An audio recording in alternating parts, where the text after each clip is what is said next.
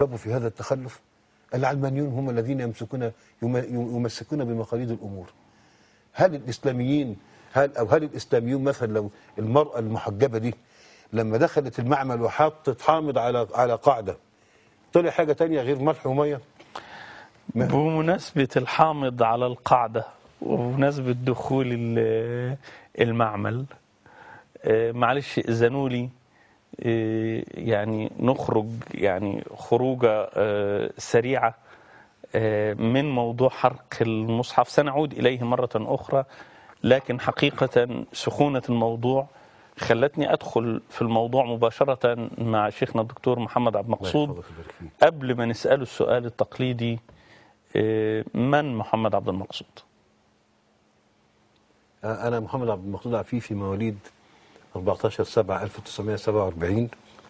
بسم الله ما شاء الله. حصلت على البكالوريوس الزراعة قسم الكيمياء الحيوية من جامعة القاهرة. بكالوريوس زراعة؟ قسم الكيمياء الحيوية من جامعة القاهرة. دفعة كام؟ 1970. ثم حصلت على درجة الماجستير سنة 1976. ماجستير في الزراعة؟ أيوة، من جامعة القاهرة أيضا. كان عنوانه يعني موضوع إيه؟ تأثير المركبات العضوية الفوسفورية على مركبات الدم وعلى الكبد في الثدييات، لأن كان في ذاك الوقت استخدم مبيد فوسفوري في كفر الشيخ أدى إلى قتل مجموعة من حيوانات المزرعة وإلى قتل مجموعة من الفلاحين أيضا. حدث نشاط في هذا المجال البحثي لمعرفة مدى تأثير المواد الفوسفورية العضوية على الثدييات عموما. حضرتك اتخرجت من الكلية وتعينت في الجامعة ولا؟ اتعينت في مركز البحوث الزراعية. مركز البحوث الزراعية. أيوة. خدت الماجستير؟ خدت الماجستير 76 ثم توقفت. والدكتوراه؟ الدكتوراه حصلت عليها من جامعة الأزهر. بعد يعني حضرتك اتعينت في مركز البحوث الزراعية. نعم. واخدت الماجستير في الكيمياء. نعم. الحيوية. في الكيمياء الحيوية. وبعدين لظروف ما تركت كلية الزراعة جامعة القاهرة، سجلت دكتوراه على طول بعد انتهاء من الماجستير، وحضرت ترم فيها 5 مواد، جبت 3 امتياز و2 جيد جدا.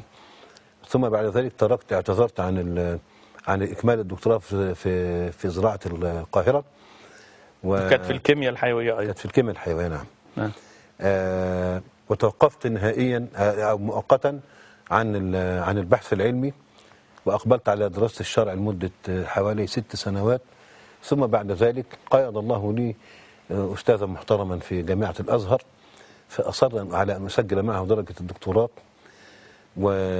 وفعلا بس جامعة الأزهر ما فيهاش قسم كيمياء حيوية، فدخلت قسم وقاية النباتات وحصلت على الدكتوراه من هذا القسم. دكتوراه كلية الزراعة. نعم. جامعة الأزهر. نعم.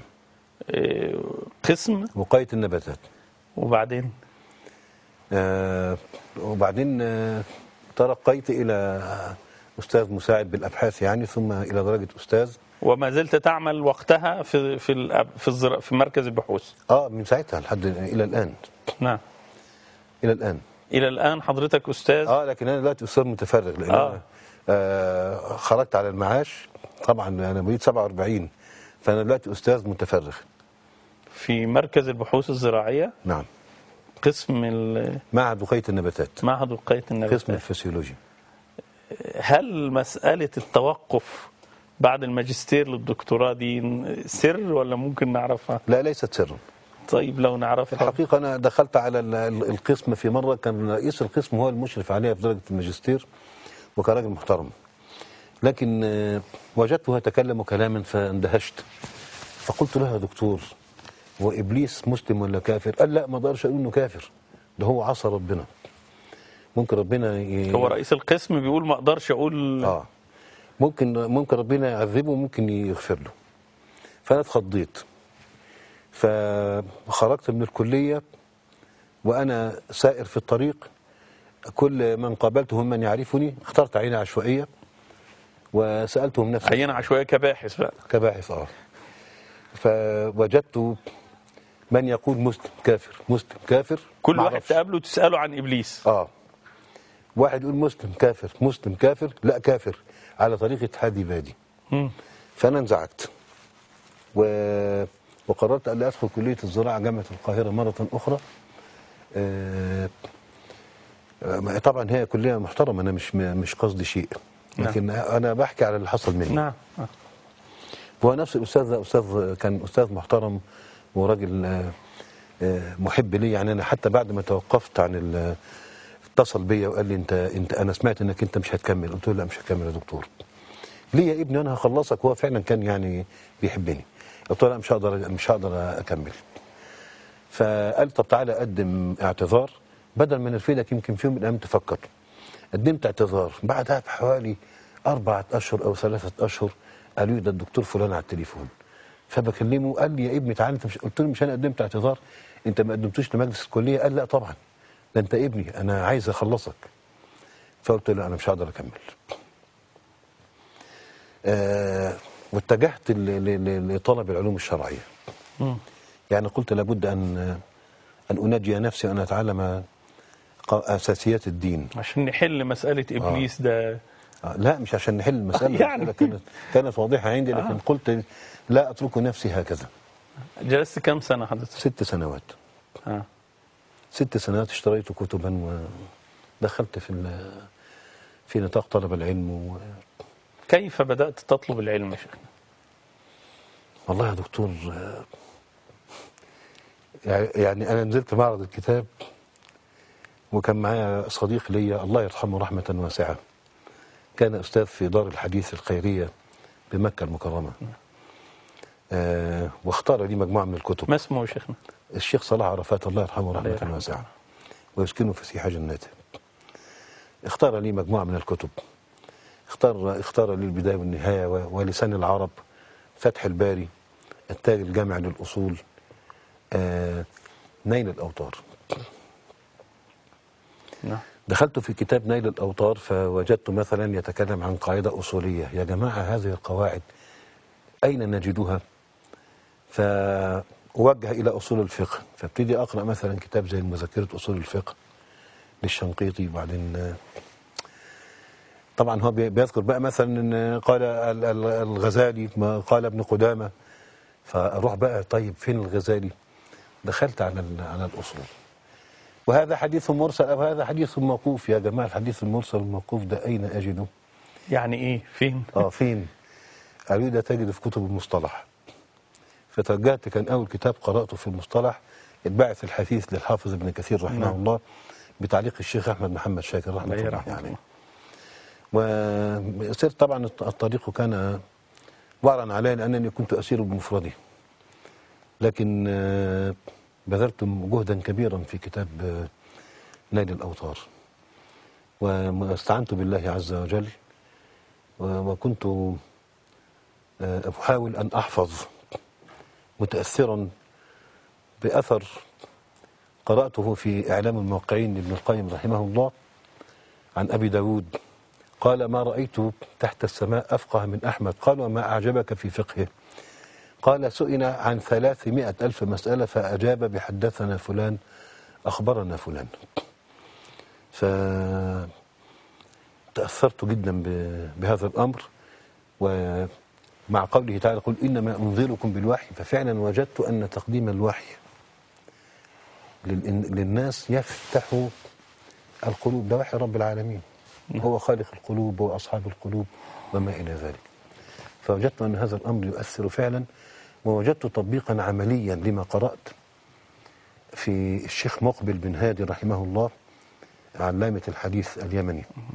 جاء إلى مصر مكث شهرا كنت ألازمه فيها ولا أتركه إلا عند النوم، عند النوم فقط، وأتيه بعد الفجر. فكان الشيخ مقبل هنيئا لكم. الله يحفظك ويبارك فيك.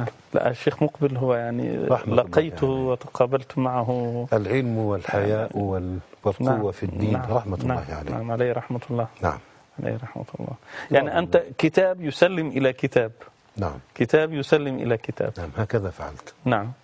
يعني حقيقة يعني دائما بنطرح هذه السؤال لأننا بنكتشف جواهر يستفيد بها الإخوة المشاهدين، وخاصة أن كتير من المشاهدين يعني بدأوا يطلبوا العلم أو يدوروا على العلم بعد ما تخرجوا من الكليات المدنية أو الكليات العملية، زراعة، طب، هندسة. يعني شيخنا نموذج للإخوة جميعا اللي يحبوا يطلبوا العلم وعاوزين يتعلموا. ليس شرطا إطلاقا أن أنت تكون اتخرجت من كلية شرعية أو من جامعة شرعية. يعني من أراد العلم يسره الله عز وجل له. الشيوخ موجودين والكتب موجودة والإرشاد موجود، والسؤال والجواب، ستجد السؤال والجواب. وشيخنا يعني أظن كتير من السادة المشاهدين يعرفوا الشيخ محمد عبد المقصود، الدكتور محمد عبد المقصود، ويعرفوه بمسائله الفقهية الرائعة. لكن كتير من الإخوة ما كانوش يعرفوا أنه هو يعني متخرج من كلية الزراعة وفي الكيمياء الحيوية. وحقيقة أنا دائما المسائل اللي فيها علم شوية وكيمياء يعني أتصل بشيخنا وابعت له الأوراق، ويعني فيسامحنا يعني. الله يسامحك. أكرمكم الله يا شيخ. حضرتك يعني من أكثر من تأثرت به من الشيوخ بعد الشيخ مقبل؟ من الشيوخ الحاضرين يعني أكثر واحد تأثرت به بعد الشيخ مقبل، سواء حاضر أو توفي. تأثرت جدا بالشيخ العلامة الألباني رحمه الله. نعم. الحقيقة الشيخ ناصر أكرم الله مثواه، زي ما قال الشيخ عبد العزيز بن باز وغيره عنه، كان من المجددين في هذا القرن، لأن من شرط المجدد أن يكون أثره عاما في الأمة. والشيخ الألباني رحمه الله هو أول من لفت الأنظار لقضية الحديث الصحيح والضعيف وما إلى ذلك. فدي كانت مسألة مهمة جدا. ثم قرأت له مقدمة صفة صلاة النبي صلى الله عليه وسلم كأنك تراه. يعني هذه المقدمة أثرت فيه تأثيرا شديدا. قرأت بعد ذلك إعلام الموقعين للعلامة ابن القيم. لم أقرأه كاملا في أول الأمر، لكن قرأت منه قدرا كان كافيا. ثم قرأت بعد ذلك كتاب طلب العلم وآداب المتعلمين للعلامة الشوكاني رحمه الله. من محصلة هذه الكتب مع القراءة في نيل الأوطار والإمام الشوكاني تارة يرجح قول الشافعي أو قول الجمهور، وتارة يرجح قول فلان.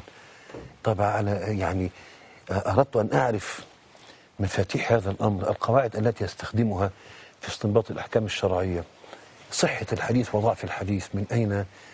يعني دي كانت مسألة أنا لازلت أعمل في نيل الأوطار إلى الآن. هذا كتاب مبارك، وأنقل عليه أشياء يعني حواشي وما إلى ذلك، ونسأل الله عز وجل أن يعلمنا. نسأل الله أن يعلمنا. أنا أعلم مدى اهتمامك ومدى يعني شغف حضرتك بنيل الأوطار. هل ما فكرتش حضرتك في إصدار نسخة بهوامش أو بتعليقات على نيل الأوطار؟ أنا لا لا لا لا لا لا لا أجرؤ على هذا أبدا. يعني أنا أعلم أنك تكتب، أن حضرتك تكتب. إن شاء الله بعد الممات إن عثر الناس على هذه النسخة ونقلوا ما فيها من تعليقات، يبقى أنا لا ذنب لي في هذا. طب أنا آتي وأسرقها إن شاء الله.